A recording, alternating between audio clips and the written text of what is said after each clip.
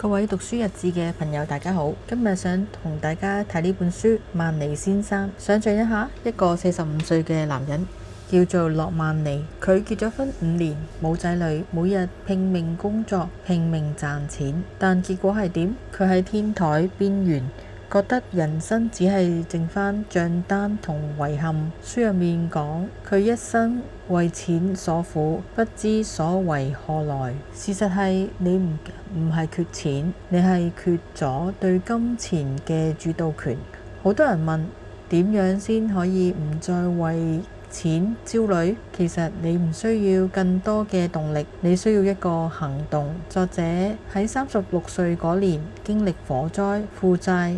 佢發現咗一個真相，金錢係一種能量嘅交換。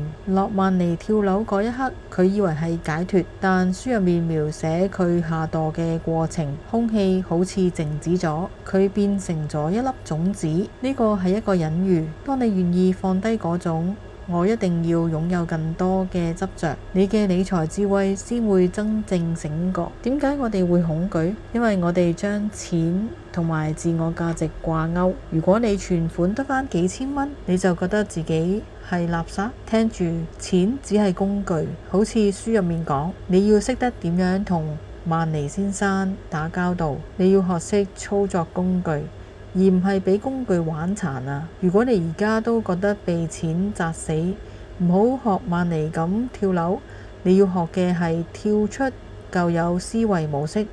今日就開始重新定義你同錢嘅關係。行動建議：進行金錢情緒審計，每日寫低一筆開支嗰陣，問下自己，呢筆錢帶俾我嘅係滿足感定係填補恐懼？設定工具目標而非數字目標，唔好只係諗我要賺100萬，要諗我要賺到能帶俾我自由去學習新技能嘅資源。多謝大家收聽今日嘅讀書日誌。你嘅價值從來唔係由你嘅銀行嗰啲數字去決定嘅，而係由你點樣運用手上嘅資源去創造人生決定嘅。